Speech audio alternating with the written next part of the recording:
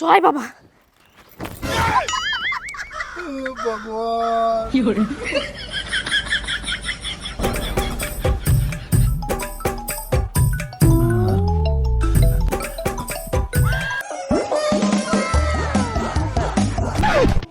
হ্যাঁ হ্যাঁ হ্যাঁ, আজকে ওই গ্রামটাতেই এসেছি। ঠিক আছে স্যার, আচ্ছা রাখছি। বাবু, তোমার মা কোথায়? মা, মারা আর কাকিমারা সবাই এখানে বসেছিল। আপনার কথা শুনে ওরা সবাই পালিয়েছে। পালিয়েছে? হ্যাঁ, আমিও পালাচ্ছি কাকু। হ্যাঁ,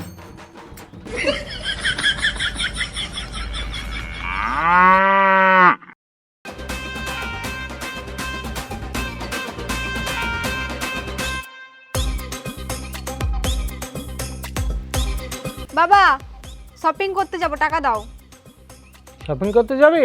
হ্যাঁ। এনে 3000 টাকা আছে, হবে তো? হ্যাঁ, হয়ে যাবে। ঠিক আছে, যাও। আসছি আমি। এসো।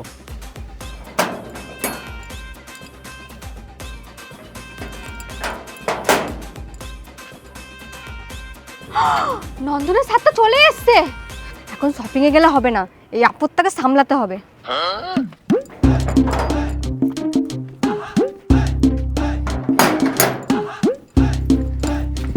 বাবা, তুমি ভালো জামা প্যান্ট পরে বসে আছো, ওদিকে নন্দনের স্যার আসছে কিস্তি চাইতে। স্যার যদি এসে দেখে তুমি এরকম ভালো জামা কাপড় পরে বসে আছো, আর আমরা যদি বলি আমাদের কাছে টাকা পয়সা নেই, স্যার কি বিশ্বাস করবে? তাড়াতাড়ি ঘরে যাও, ঘরে গিয়ে ছেঁড়া জামা প্যান্ট পরে আসো। ঠিকই বলেছিস মা, আমি ঘরে যাচ্ছি, আমি ছেঁড়া জামা কাপড়গুলো পরে আসছি, তুইও পুরনো জামা পরে আয়। ঠিক আছে বাবা, চলো তাড়াতাড়ি চলো। চলো চলো।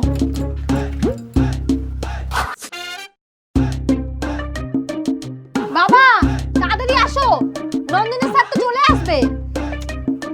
কি যে করে না ঘরের ভেতরে। বাবা, মেকআপ করছে নাকি? দেখ তো মা, আমার গরিব লাগছে। হ্যাঁ বাবা, তোমাকে গরিব লাগছে, তুমি এখানে বসো। हे हरि राम कृष्ण जगन्नाथ प्रेमानंदी ये क्या हुआ? শোনো বাবা, ভালো করে অভিনয়টা করবে, যেন দেখে মনে হয় আমাদের সংসার চলছে না। আমাদের কাছে একদম টাকা পয়সা নেই, আমাদের অবস্থা খুব খারাপ, আর লোন শোধ করার মতো আমাদের কাছে টাকা পয়সা নেই। এরকম ভাবে অভিনয়টা করবে। তুই চিন্তা করিস না মা, আমি ভালো করে অভিনয়টা করে দেবো। ঠিক আছে বাবা।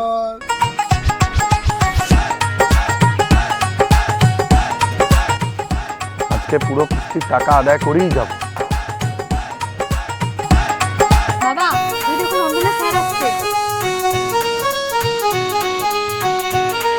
যাই হোক, দুজনেই রয়েছেন দেখছি, তবু ভালো যে আজ সামনে পাওয়া গেল। যান কাকু, কিস্তির টাকাগুলো গিয়ে নিয়ে আসুন। কতগুলো কিস্তি বাকি পড়েছে সে খেয়াল আছে? যেদিনই আসছি সেদিনই দেখছি ধূমকেতুর মতন কোথায় যেন উধাও হয়ে যাচ্ছেন। আর ওদিকে আমার স্যার আমাকে রোজ অফিসে আদা থেঁতলানোর মতো থেঁতলাচ্ছে। যান বলছি, টাকা নিয়ে আসুন। স্যার, টাকা পয়সা নেই, টাকা ভরে যে রাখবো সে পকেটটাই ছিঁড়ে গেছে। টাকা পয়সা নেই মানে? এত বড় একটা বাড়ি তৈরি করে রেখেছেন আর টাকা পয়সা নেই? একদম বাজে কথা বলবেন না। আমার কিস্তির টাকাগুলো শোধ করুন। স্যার, বাড়িটা বন্ধক দিয়ে আমি হার্টের অপারেশনটা করেছি। এখন যা অবস্থা আমার, তো ভিক্ষা করার মতো অবস্থা হয়ে গেছে। আচ্ছা, ভিক্ষা করার মতন অবস্থা হয়ে গেছে না? ঠিক আছে, এই যে তাহলে করুন করুন ভিক্ষা। নিন এই বাটিটা, আর এটা নিয়ে গিয়ে সত্যি সত্যি ভিক্ষা করে আমার কিস্তির টাকাগুলো এবার শোধ করুন। ঠিক আছে স্যার, ভিক্ষা করে লোনটা শোধ করব। প্রথম ভিক্ষাটা আপনি দিন, আপনার থেকেই শুরু করি। সাংঘাতিক লোক রে বাবা, আমি এসেছি কিস্তির টাকা চাইতে আর উনি আমার কাছ থেকেই টাকা হাতানোর মতলব করছে। শুনুন, আমি আজ চলে যাচ্ছি, কিন্তু কয়েকদিন পর আমি আবার আসবো। আর সেদিনও না বলে কই আসবো। টাকার জোগাড় করে রাখবেন, সেই দিন কিন্তু আমি এসে আর খালি হাতে ফিরে যাব না।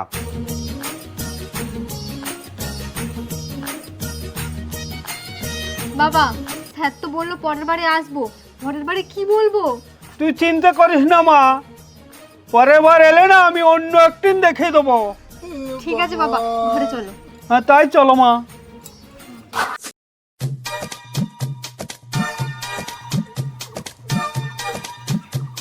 বাহ বাহ, আজকে তবু আপনার দর্শন পাওয়া গেল। স্বয়ং ভগবানের দর্শন পাওয়া যায়, আপনার দর্শন পাওয়া যায় না। লোনের টাকা নেওয়ার সময় খুব তো মিষ্টি মিষ্টি করে বলেছিলেন সময় সময় লোনের টাকা শোধ করে দেব, কিন্তু 4 মাস হয়ে গেল কিস্তির টাকা শোধ দেওয়ার কথা মাথায় নেই, তাই না? আপনার কিস্তির জন্য আমায় অফিসে রোজ কিস্তি খেতে হচ্ছে স্যারের কাছে। আরে স্যার, আপনি রেগে যাচ্ছেন কেন? আমি তো কিস্তি দেবই, প্রতি মাসে কিস্তি নিয়ে তো আমি ঘুরে বেড়াই, কিন্তু আপনারই তো কোনো খোঁজ পায় না।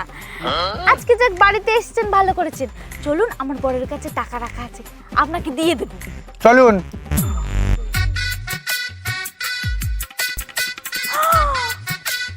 দেখছো, মদ গিলে পড়ে আছে। স্যার আপনি দাঁড়ান, ওর কাছেই টাকা আছে, আমি ওর কাছে শুনি টাকাটা কোথায় রেখেছে। জিজ্ঞাসা করুন। কই গো, টাকা কোথায় রেখেছো? স্যার এসছে কিস্তি নিতে। টাকা মাটি টাকা তুমি কেমন মানুষ হ্যাঁ? একটা মানুষ কিস্তি নিতে এসছে আর তুমি মদ গিলে পড়ে আছো। টাকা বার করো, কিস্তি দিতে হবে। আপনি বা কেমন মানুষ? আপনি যখন জানেন আপনার স্বামী মাতাল, তখন আপনি কেন ওনার হাতে টাকাগুলো তুলে দিয়েছেন? স্যার আমিও তো একই জ্বালায় ভুগছি, আমি কি করে জানবো যে ও মদ খেয়ে পড়ে থাকবে? আপনাদের একটুও লজ্জা করে না, তাই না? একটা মানুষ আর কতবার আপনাদের কাছে ওই কটা টাকার জন্য ভিখারি হয়ে আসবে? এবারটা যা করে আপনি কিছু একটা করে নিন, পরের বার আমি ওর থেকে টাকা নিয়ে রেখে দেবো, দিয়ে আপনাকে দিয়ে দেবো। আমার তো মনে হচ্ছে আপনারা আজকেও নাটক করছেন। বিশ্বাস করুন স্যার, কোনো নাটক করছি না। এই দেখুন বাংলার বোতল, ও বাংলা খেয়ে লটকে গেছে, আজকাল কিছুতেই উঠবে না স্যার। বেশ, ঠিক আছে, আমি আজকে চলে যাচ্ছি, কিন্তু 7 দিন পর আমি আবার আসব, আর সেই দিন আমি কোনো নাটক কিন্তু দেখতে চাই না। টাকা আমি সেদিন নিয়েই যাব, কথাটা যেন মনে থাকে। ঠিক আছে স্যার, টাকা দিয়ে দেবো। আচ্ছা, আমি তাহলে আজ চললাম।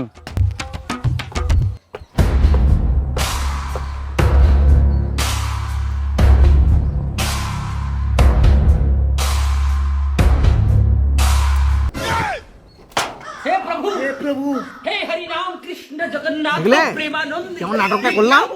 আমাদেরকে আর টাকা দিতেই হলো না, স্যারকে কেমন ভাগিয়ে দিলাম। কি হলো, মুখটা এমনি খ্যাঁকশিয়ালের মতো করে আছো কেন?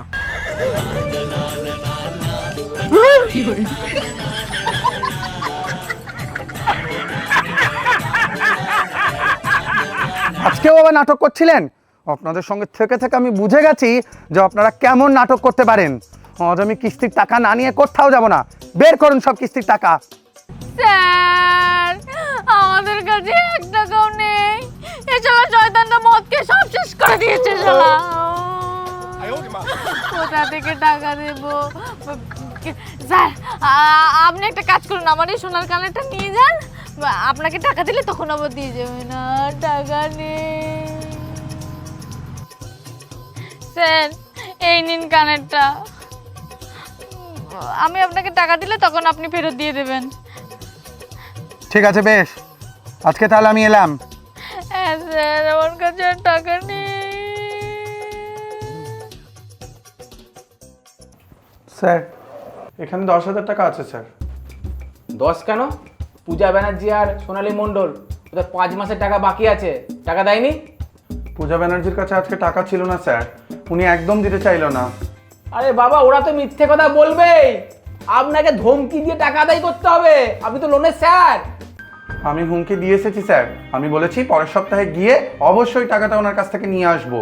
সোনালী মণ্ডল? এই যে সোনালী মণ্ডলের কাছে টাকা ছিল না বলে উনি ওনার এই সোনার কানের দুলটা দিয়েছে। উনি বলেছেন পরের সপ্তাহে ওনার কিস্তির টাকা শোধ করে উনি এই সোনার দুলটা ফেরত নিয়ে নেবেন। কি হলো স্যার? এটা সোনার দুল? হ্যাঁ, সিটি গোল্ডের মাল। কিরাম অফিসার আপনি? হ্যাঁ, আপনাকে রাখলে তো কোম্পানি ডুবে যাবে। 5 মাস ধরে দুজনের কাছে টাকাটা আদায় করতে পারছেন না। আমি পরের সপ্তাহে গিয়ে নিশ্চয়ই আদায় করে নিয়ে আসবো স্যার। পরের সপ্তাহে পূজা ব্যানার্জি আর সোনালী মণ্ডল এই দুজনের 5 মাসের কিস্তির টাকা আপনাকে নিয়ে আসতে হবে, নাহলে কিন্তু আপনার খবর আছে। ঠিক আছে স্যার। যান এখন। লোনের স্যার হয়েছে, টাকা আদায় করতে পারে না, স্যার হয়েছে।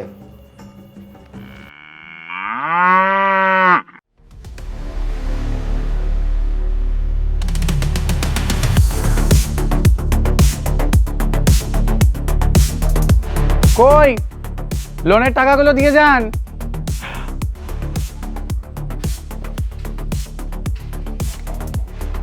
শয়তানগুলো ঘরে তালা মেরে কোথায় চলে গেছে, আজও আমাকে টাকাগুলো দেবে না।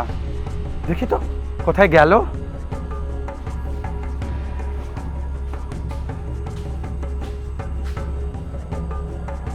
টাকা আদায় করে আজকে যেতেই হবে, কিন্তু লোকগুলো গেল কোথায় দেখতে তো পাচ্ছি না কোথাও।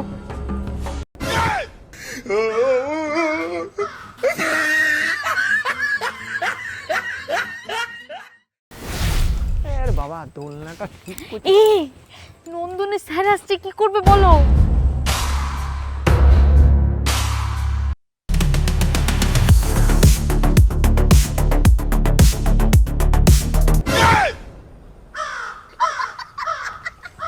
কেমন জোচ্চোর সব কটা, যেই বলেছে আজকে আসবো অমনি সব ঘরে তালা লাগিয়ে কোথায় পালিয়ে গেছে।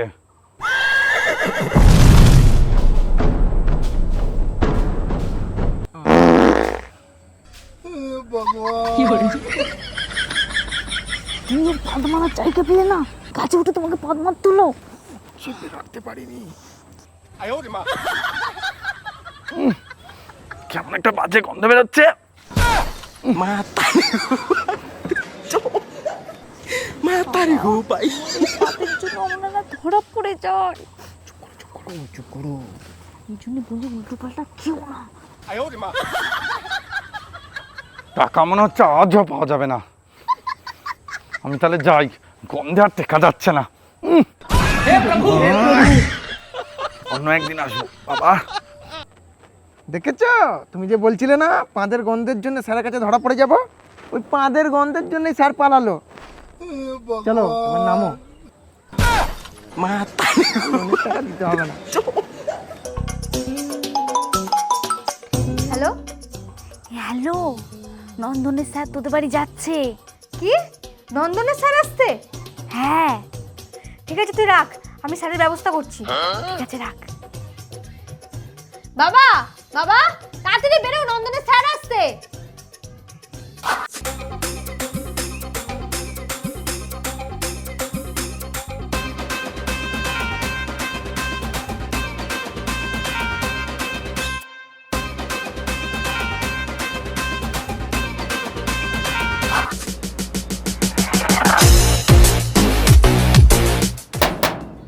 বাবা স্যার চলে এসছে।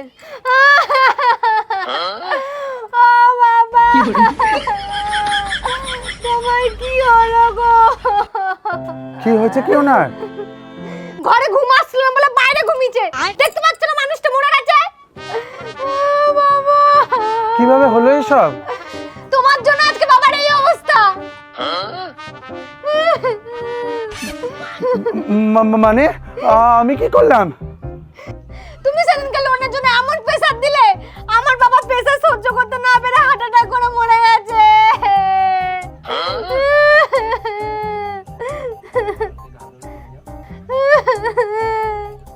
স্যার আমাকে কিস্তির টাকা আদায় করে নিয়ে যেতে বলেছে।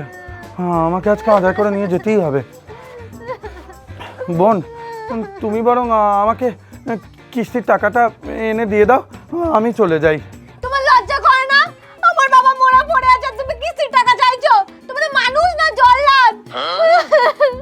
দাঁড়াও, আমি ক্লাবের ছেলেদের ফোন করছি, তোমাকে এমন ধোলাই দেবে আমার বাবার মতো তুমি এরকম পাশে পড়ে থাকবে। দাঁড়াও আমি ফোন করছি। হ্যালো, আমি রমেশ কাকুর মেয়ে বলছি। আমার বাবা আজকে মরে গেছে, তোরা তাড়াতাড়ি আয়। যার জন্য বাবার এই অবস্থা সে আমার সামনেই দাঁড়িয়ে আছে। তোরা লাঠি সাথে সব কিছু নিয়ে চলে আয়, তাড়াতাড়ি আয়। হ্যাঁ দাঁড়াও আসছে, তোমরা আজকে ব্যবস্থা করেই ছাড়বে। ছেলেদের ডাকলে আমার তো অবস্থা খারাপ করে দেবে ওরা। না না এইসব করো না বোন। তুমি তুমি কি চাইছো বলো? তোমার জন্য আজকে বাবার এই অবস্থা। আমার বাবা হসপিটালে ভর্তি ছিল, অনেক টাকার বিল হয়ে গেছে, আমি কি করব বুঝতে পারছি না। কত টাকা খরচা হয়েছে? 50,000 টাকার বিল হয়েছে। 50,000 টাকা? অত টাকা তো আমার কাছে নেই, আমার কাছে 20,000 টাকা আছে, আমি তোমাকে দিচ্ছি, তুমি ওটা রাখো। বোন, এই নাও 20,000 টাকা, তুমি তুমি ওদের ফোন করে বারণ করে দাও, ওরা যেন না আসে। তোমার সব সব লোনের টাকা শোধ, আমি আর কোনোদিনও তোমার বাড়িতে আসবো না, আমি কি আমার ছায়াও আসবে না, তোমার সব লোনের টাকা শোধ। তুমি কিন্তু ওদের ফোন করে বারণ করে দাও, ওরা যেন না আসে। হ্যাঁ, আমি আসি। বাবা তাড়াতাড়ি উঠে পড়ো, দেখো লোন অফিসার টাকা নিতে এসে উল্টে টাকা দিয়ে গেছে। হ্যাঁ দেখলে এক বুদ্ধিতে সব কিস্তি মাপ। দে পানটা খেয়ে নেই।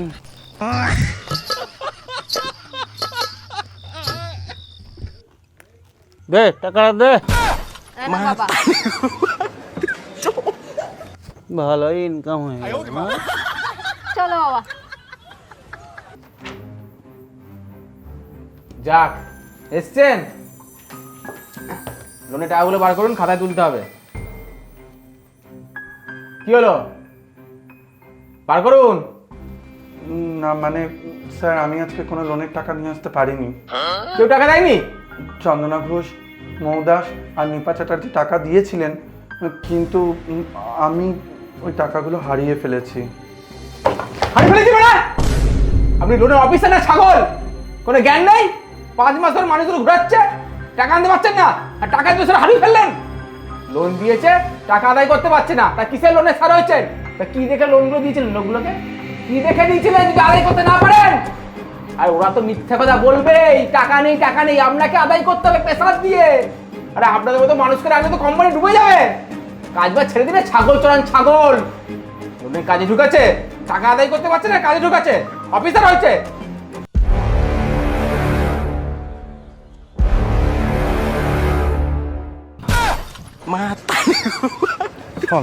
ওই প্রতিদিন লোকের বাড়ি বাড়ি গিয়ে ভিখারির মতো লোনের টাকা আদায় করার থেকে মাঠে কাজ করা অনেক ভালো, এতে অনেক শান্তি।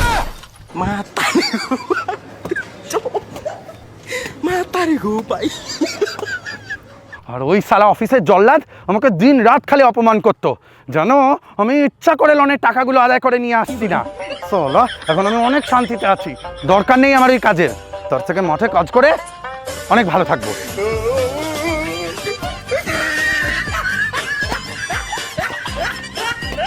হে গাইস, তো ভিডিওটা কেমন লাগলো অবশ্যই কমেন্ট করে জানিও। আর ভিডিওটা ভালো লাগলে যারা এরকম টাকা ধার করে দেয় না তাদেরকে ভিডিওটা শেয়ার করবে আর চ্যানেলটিকে সাবস্ক্রাইব করে দেবে। আর এই চ্যানেলে অনেক ভিডিও আছে, দেখে এসো।